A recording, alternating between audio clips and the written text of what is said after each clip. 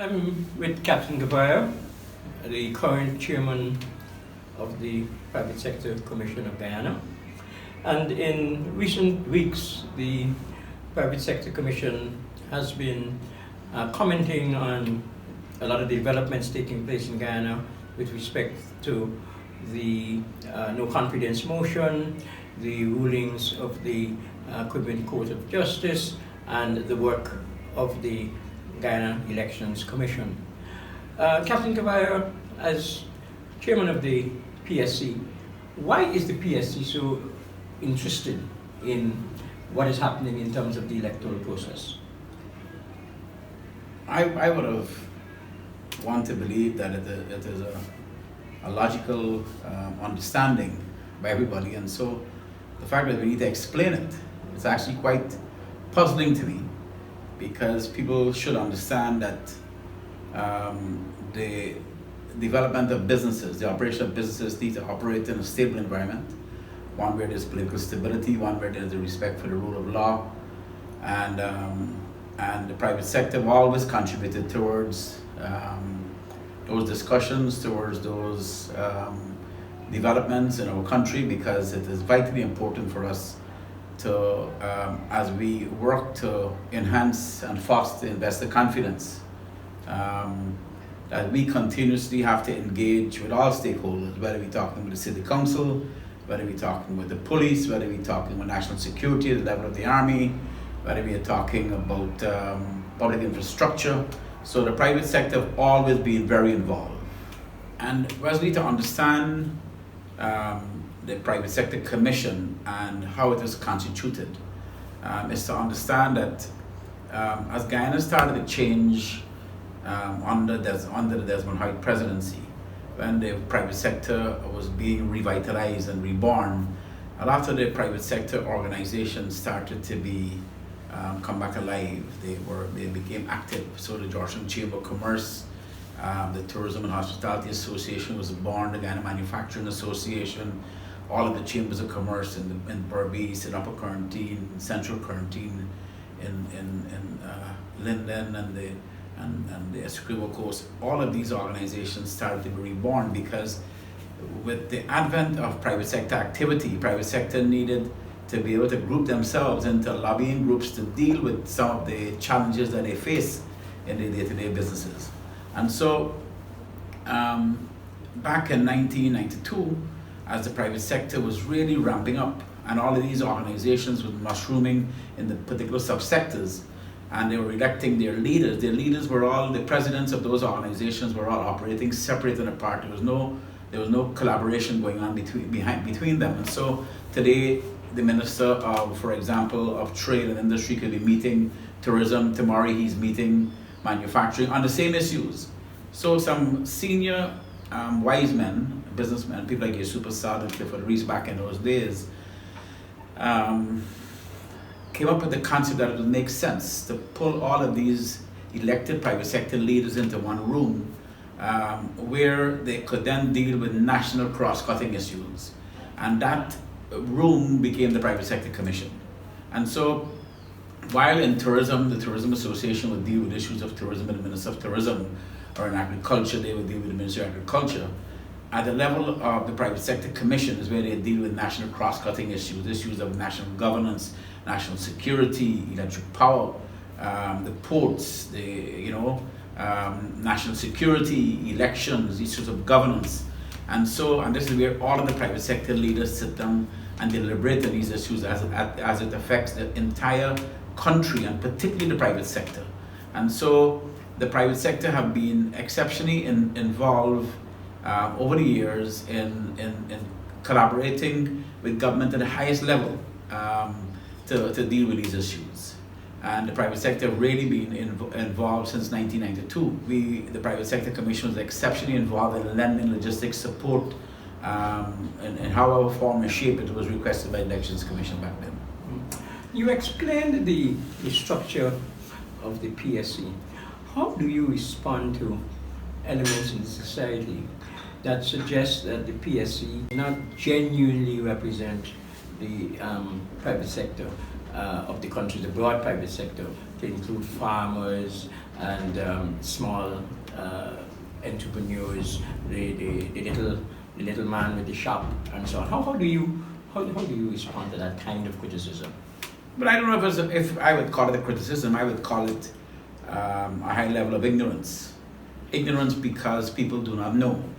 They do not understand that, for example, in the Chamber of Commerce in Georgetown, they have 250 members, which encompasses all kinds of businesses, small businesses, big businesses, and so on. The Tourism and Hospitality Association, and there's 100 small tour operators, craft people involved. The Craft Association is a member of the Private Sector Commission. So all the craft people you see that is applying their craft in front of Guyana Post Office, they're all members of the Private Sector Commission through their association. So it's the organizations that represent these businesses at the level of the PSC. That's correct. And so all the leaders, the people from Upper Quarantine and Central Quarantine and the Rupununi and Latem, all of the small businesses and big businesses, their interests, it is represented in the Private Sector Commission at that level. So people who say that the private sector is not representative of businesses across this country, unfortunately, they don't understand that this private sector really is very far-reaching from the eastern borders of Guyana to the most southern border in Latin, and everything in between. Mm-hmm. You attribute it to ignorance, or I suppose when you use the word ignorance, you mean ignorance of the facts. Correct. And so on, not necessarily stupidity. No. And so on. Yeah. So then what is the PSC doing to try to get the message out about really how it is structured and how the ordinary business has a voice through its membership in the various organizations? Well, I would say to you that in terms of the business community, I think the entire business community understand how the system works in terms of if you're a member of the Latin Chamber of Commerce, for example, and they're having a problem in Latin, they would take it to the Chamber of Commerce, and if the Chamber of Commerce can't deal with it, then the Chamber of Commerce of Latin will bring that issue up to the Private Sector Commission. Likewise, if after you're in manufacturing and you're having issues with the manufacturing sector and the Manufacturing Association couldn't get it resolved, then you bring it to the private sector, because at the Private Sector Commission, you now have all of the leaders. Now you have numbers, you have the people involved in forestry, people involved in fishery, people, right? And so when it comes to that table, now that body collectively will then attempt to resolve it by taking it to the highest levels of government. And so in the confines of the private sector and the private sector structure, businesses who are involved in their associations know that. Now, because the Private Sector Commission is not necessarily an organization that is looking for popular support, the private sector basically deals with, so government knows about it, all of the international community, every single international agency that walks through that door from Trinidad Airport sits in the room with the Private Sector Commission, with the private sector leaders. And remember, the leaders of the private sector are really chosen from the leaders elected by the people. And so the private sector is very well known, the structure is very well known in the echelons of government, in the echelons of the political infrastructure, the public service, in the echelons of the international community. So we have a very dynamic and active role with these organizations. We certainly don't deal at the level of the Private Sector Commission trying to garner public support. As such, we basically work through the private sector and its organizations to resolve issues of the business community. I want to come back to my initial question about why the interest on the part of the private sector in issues like the work of GCOM, and specifically against the backdrop of allegations. Again, some of it probably unfounded. You will explain that. But against the backdrop of these allegations that the Private Sector Commission has been silent at particular periods during the history of Guyana and since its formation, and that they are only, to be frank, when if perhaps a specific government is in office, that it develops a liveliness and a willingness to comment and to be. I will respond to that by by saying to you that the Private Sector Commission have always been involved. We have been involved in 1992 when the private sector was being reborn, and I said the private sector did reborn under Desmond Hoyt, and in fact, if you remember under Desmond Hoyt, there was the creeps, people who were banding, there's a lot of private sector people who were banding together for the re-election of Desmond Hoyt. So as the country started to change, the political establishment started to understand that public-private sector relationship was vitally important, not only for financing, but certainly to get involved. And so back then it happened in 1992, for example. Those who were involved would know that the private sector were lending tremendous amounts of support, logistics support to get things done.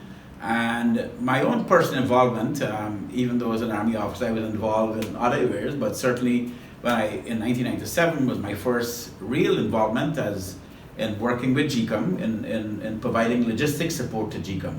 I remember sitting in those days, I think Joe Harmon was in the Elections Commission, and Lowen Field was there as well. And we were basically planning the logistics, looking at how to coordinate the logistics of GCOM across the country. And then in 2001, again, we were very involved. Certainly by the time 2006 came around, and I was then the president of the Chamber of Commerce. And more particularly, I'll tell you, Wesley, when I was a student at the National Defense University doing hemispherical defense and security in Washington, and we started to understand that really every citizen of Guyana, and I think there's an old saying that says only fools don't get involved in the affairs of the state if you live in that state. And so every one of us is obligated to have a say, to contribute to the discussion, and whatever that discussion is. And it's particularly as citizens, and more particularly as private sector and private sector leaders. And so there's nothing that is off limits. Certainly for me personally, there's nothing, whether it's national security, whether it's elections, whether it's to do with natural disasters, the private sector would always and always have been very much involved in that. And so in 2006, as an example, when we were now moving into those elections, I remember that the PNC started a slogan saying no verification, no elections. And we met with them. We met with the PNC, at the time it was Robert Corbett, Vincent Alexander, and a lot of their senior people. We met with them to find out what exactly they were talking about, because they were talking and the opposition, the government was talking, and nobody seems to be listening to one another. So that's how we got involved, and we said, and they explained that they were talking about a way to, verify the list, that they were suspect that maybe the list, there was duplicates on the list and so on. And so in my courses back and forth to Washington, I was in one course after that discussion, and the gentleman was doing a program on biometrics for airport security. So I asked him, how could we use biometrics in elections? I didn't know how they did it. And he said, well, listen, we just finished a program in Jamaica. And maybe if you went and asked them, they'll show you. So I called the Chamber of Commerce in Jamaica, and I asked them to arrange for me to meet with the Elections Commission in Jamaica. And they did. And I flew from Washington to Jamaica. And I met for 3 days with the Elections Commission. And they showed me, they walked me through the system, they showed me what they were doing. And I videotaped it. And I brought it back, put it in 3 CDs. And I gave Robert Corbin a copy, I gave Suraj Bali a copy, and I gave Barry Jagby a copy. And I said to them, we should look at this, and this is from the private sector. We should look at this as a possible option. Shortly after, I know that Dr. Suraj Bali then engaged the Jamaicans. I know he went to Jamaica. Initially, they were talking about using 2 fingerprints. I think we all met together and agreed that we'd use all 10 fingerprints as biometrics. And it cost the government of Guyana $600,000 for the software and for the system and training. And what came up behind that was that we never again wanted to ever have a discussion on the question of the integrity of our national registrants database. So we wanted to ensure that it was beyond question in the future how we will do it. And so after the 2006 election, they went and did the house-to-house registration, as a start to build the foundation of this new National Register of Registrants. So they did a complete house-to-house registration using biometrics, using your photograph on the voters list, on the national database. And then we also made the decision back then that we want to continue to vote. They started to register from 14 years old. So every Guyanese from 14 years old was being registered. And with the understanding that the software, the minute you become 18 and you pull on the database to get the voters list, that person will be kicked over to the voters list at age 18. And then because house-to-house registration sometimes miss people like myself, pilots who are never home, miners, loggers who are in the hinterland, Guyanese who are traveling overseas and so on. The concept of continuous registration, like happened throughout the Caribbean, was introduced with the understanding that the National Register of Registrants will be an alive and dynamic database that will be continuously updated and kept alive through the cycles of continuous registration. And it will also be kept clean through continuous cycles of claims and objections as well. So there will be times when you'll check the database, you'll see if your name is in it. If you're not in it, you could register, or you could register your family, and so on. And then the idea is monthly, every once or twice a month or whatever that figure is, the GPO, who normally deals with the number of deaths in the country, and then GCOM will then extract the dead people after this. And this is the procedure that was in place for the last 10 years. And this was under the custody of Lowenfield as well. So we all knew that this was happening. We have extremely high sense of confidence in that system. So that because we know that every person that was registered on the National Register of Registrants had their 10 fingerprints, they have their photograph, the people are being registered from the age 14, the dead people were coming off because of the information coming from the GPO to the Elections Commission, and continuously the national database is being updated. So we were very, very pleased with that. And the idea is, because GCOM always had to be ready for elections within the provisions of the Constitution, so that any point in time, GCOM could go to that National Register of Registrants, extract the PLE, right? If elections is called, the preliminary voters list. That list is then posted up all over the place, so people could go now and do their claims and objections to check the list to see who's on it, who should not be in it, and so on. And when that is finished, then official list of electors is now finalized, and that becomes the list in which you go to elections with. That official list of electors is what is valid for only 6 months. The National Register of Registrants don't expire. That list from 2008 is the most exacting and scientifically secure database with a tremendous amount of integrity, with your photograph, with your fingerprints, with every 14-year-old on it. And if you didn't register during the continuous cycles, you could catch the next continuous cycle. They were going into the schools and registering our young people. And so we were very, very pleased with that, and we have always been involved. Let me give an example, Wesley. In 2011, when the first time that database was used for elections, again, the PNC, at the end of those elections, said they had some uncomfortability with the SOPs, that they felt that maybe the SOPs that they had was different from the ones that GCOM had. And so the opposition at the time was protesting because they wanted copies of GCOM SOPs. GCOM said, well, the ones that we got and the ones that you have is the same one, so we're not giving you yours. The Private Sector Commission led a delegation down to GCOM in 2011. Into GCOM office, Suraj Bali and all his people was there, including Lowenfield, when we made the case that they must find a way to satisfy the demand of the opposition at the time to give them copies of the SOPs. And at that meeting, there was a Canadian consultant that was embedded in GCOM, and he made the suggestion to Dr. Suraj Bali, we don't have to actually give them our own, but what we could do is we could scan all the SOPs, put them on CDs, and distribute them far and wide, which is what happened, you know? So the Private Sector Commission have always been involved in trying to sometimes resolve these impasses that happen. And we would constantly meet with all the political parties. And I would say to you that Robert Corbyn would remember the days that we were there in 2006 with him, when we came down to Congress Place, when they had problems with the elections, with the election results taking too long to arrive.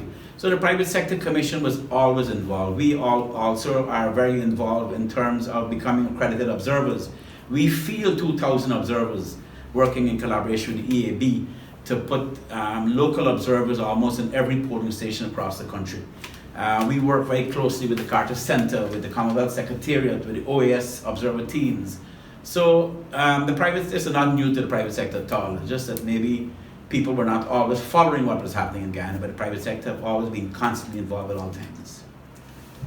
Captain Gouveia, you outlined the involvement of the PSC, and you also touched on the system as you know it and how it functions within GCOM. How then can there be legitimate allegations of 200,000 perhaps dead people on that list, and that allegations that the number of electors on the list represents such a high percentage of the population that really it isn't a credible list? It's actually a good question.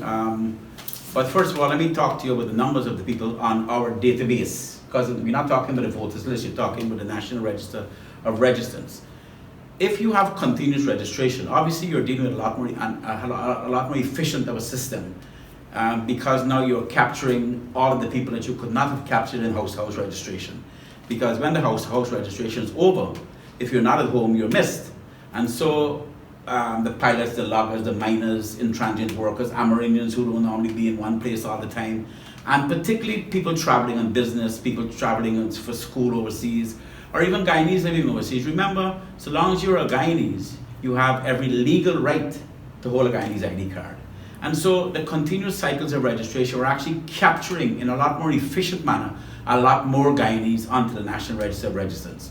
So it would not be unusual to have 650,000 people on the National Register of Registrants, because you're also dealing with 14-year-olds. And you're dealing with a lot of Guyanese living in the diaspora who would have come home for holidays and register.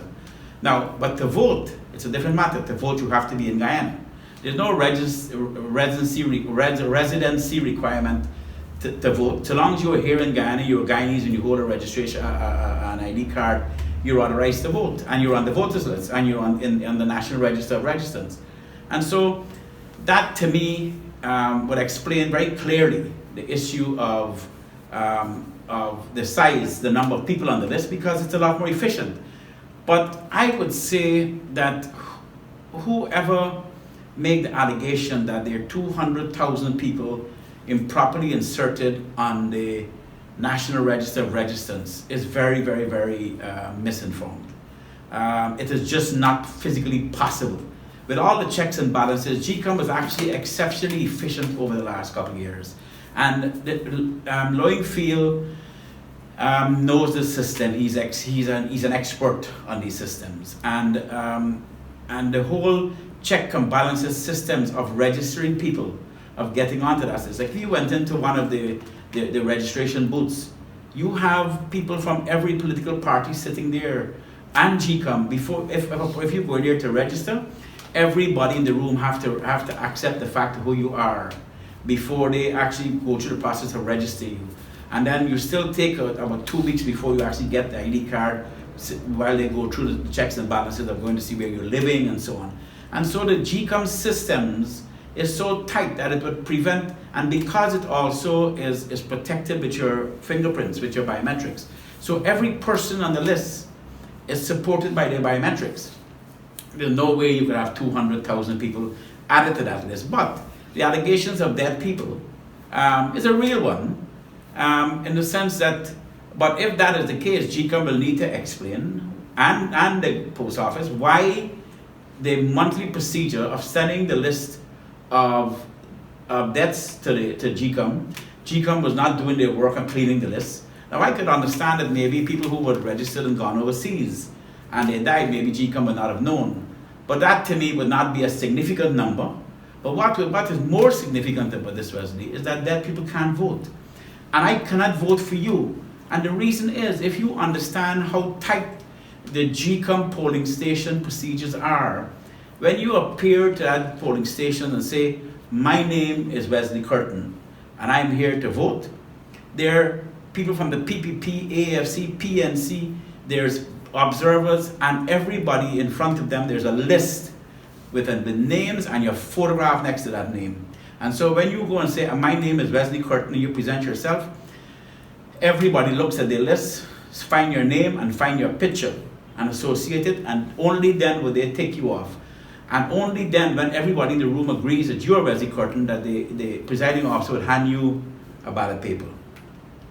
And so there's no way somebody could vote for somebody else. Not in our electoral system, not anymore. Can't happen. Now, I'm not saying that people can't attempt to overrun a polling station, for example, and raid out and leave only one party. But what happens, there's always GCOM staff in there. There are always observers in the booth.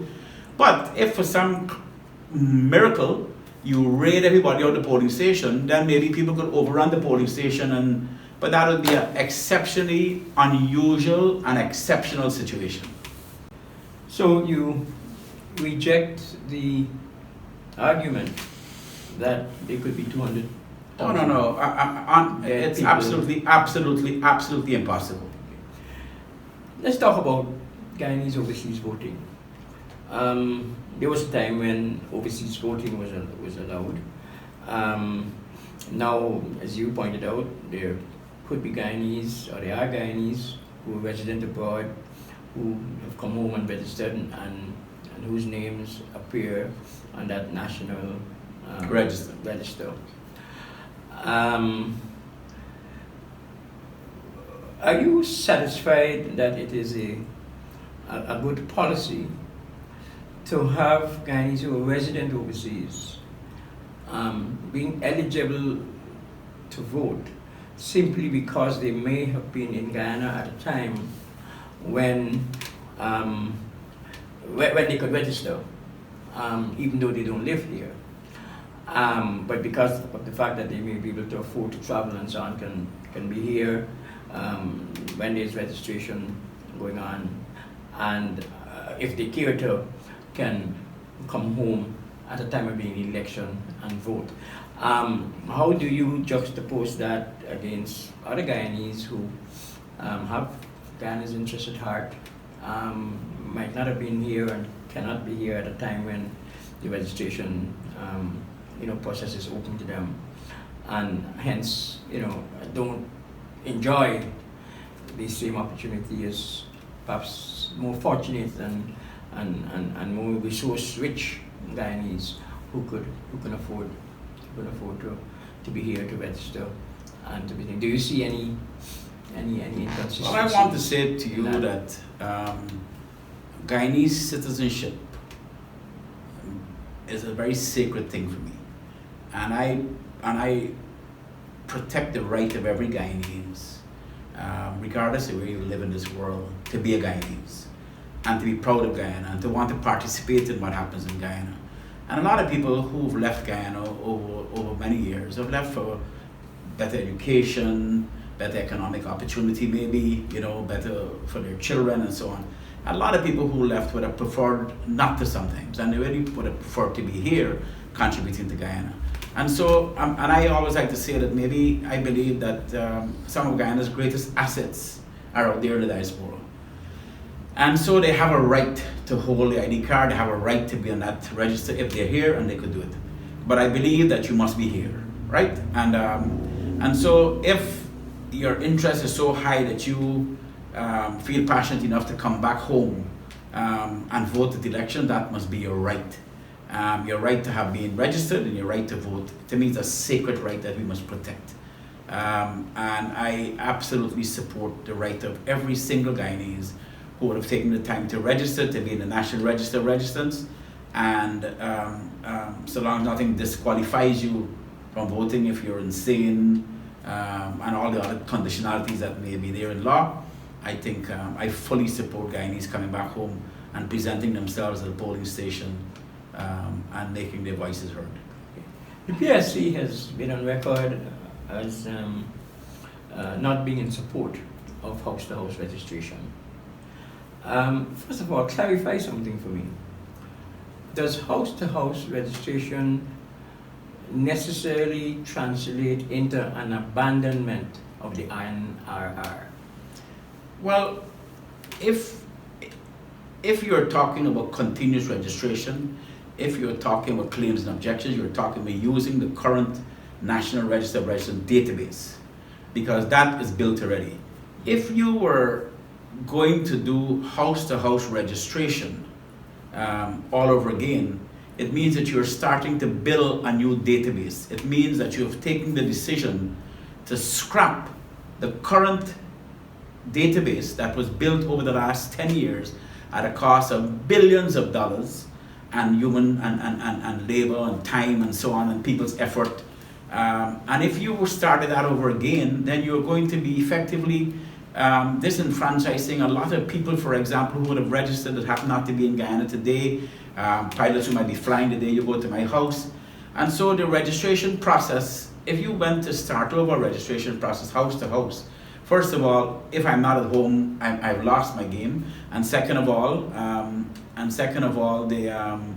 you are in fact making a decision that all of the ID cards that we now hold become null and void, right? All of the ID cards that is part of that National Register of Registrants with fingerprints and biometrics and the $600,000 we spent back, all of those things have gone. So, the good thing is now that the new chairperson, the justice is there, and hopefully she would listen to all of the arguments on this issue, and she would make a decision. And I'll tell you, Wesley, I am a firm believer in the rule of law, and I firmly believe in compliance with the Constitution, and I believe that this new chairperson was properly installed, and I would urge every person, every stakeholder, to support her, whether we like it or not. After her deliberations, her better judgment, we must support her one way or the other way. I mean, ultimately, I think and understandably so, the quest is for free, fair, and verifiable elections. How optimistic are you personally and the PSC that this can be achieved at the upcoming election? Well, I believe that a lot of effort was put into the GCOM systems over the last 10 years to ensure those exact same things, fair and free and credible elections and verifiable elections. And that is the reason, for example, we have had violence-free elections in 2006, in 2011, in 2015, in 2016, because there was no question in the system. Lowenfield and his staff were running a very efficient system. Now, I'm not saying to you there can be allegations of impropriety here or impropriety there, but but there are systems to prove it. But generally, I would say in the last 10 years, we have had an electoral system that was surrounded and founded on peace and freedom and so on. And I see no reason why we can't. What is happening now, though, is because of the constitutional requirement as dictated by the Constitution when elections should be held. And remember, if as a country we decide to go back to house registration, in 2008 when we did the last one that we did, it took almost a year and a half. So we would have to be conscious of the fact that if we choose now to do that we are in fact violating the Constitution, because there's no way GCOM could meet its constitutional requirement in the time outlined by the Constitution. And whether there's there's allegations of this list being bloated by 200,000, which is not true, and it is very easy. And so the way to do this, I believe, that the United Nations have offered GCOM technical IT help. GCOM needs to take that help right away. So if I was supposed to offer any opinion, I would say that we should take all of the international help we could to do whatever testing and verification we need of the current database. So get all the international help. The United Nations is ready to send back their experts into Guyana tomorrow. All we have to do is say yes. And so to me, that is what we need to do. And finally, I will say to you, Wesley, as the private sector, we don't pick sides. We are not really interested in, as a private sector in general, who win or lose elections. What we are interested in is the process must be fair, free, it must be in compliance with the Constitution, and so on. And so, for us, we want to have a government that is properly installed, that is not hindered in any way by any classification of being a caretaker government. We want a government with its full powers, so that we could work with our government in continuing national development and creating jobs, and especially what is before us in Guyana, with the enormous possibilities where every single Guyanese could benefit from what is before us. I think if there's any time in the history of Guyana for our political leaders to work together is now. They need to take an example from what Burnham and Jagan did back in the 50s and join together to deal with what they were dealing with at the time, which was colonialism. They joined together. Eventually, people divided them. Now is the time that we should not allow people to divide us. Now is the time when I believe, more than any time in our history, our leaders need to come together, work together in the interest of the children. Thank you, Mr. Well, thank you, but just before we wrap up, and I think, we all agree, I don't think that there are too many Guyanese that would not want that kind of unity and collaboration, particularly now that the nation is on the cusp of an era of potential prosperity that is sometimes mind-boggling. But given the fact that we still have this ethnic, we made up as a country on the basis of 6 races. Our politics seem to be divided down ethnic lines, particularly as it relates to the 2 major ethnic groups. How do you think we could overcome that? And do you think that because, not unlike in other countries where, one ethnic group may dominate the economic space of the country, not deliberately so, but that's how the society emerges.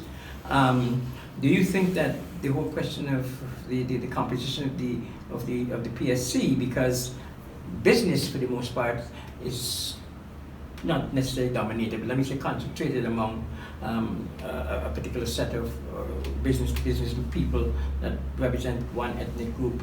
Do you think, for reasons such as those, that the PSC is sometimes labeled racist? Again, whoever made that allegation racist or biased with the Private Sector Commission, and they make those allegations from a position of ignorance. And ignorance not of foolishness, but of ignorance of just a lack of knowledge. Because if you came to a council meeting, you will find a wide cross-section of Guyanese from every race, every geographic space, every political space at the Private Sector Commission. And so the Private Sector Commission really represents this country in its true form. But you asked the question about the issue of the division in race. And I will say to you, Guyanese love Guyanese. Black Guyanese, Indo Guyanese, Portuguese Guyanese, we live together as one. Our leaders need to stop. The leaders need to lead and bring the people together. I remember, and let me end by saying this, I remember in 1996 I went and planted the flag on Mount Paraima. For the first time I had a Guyanese flag on Mount Paraima. When I came back, we had a cocktail at Carol Lodge.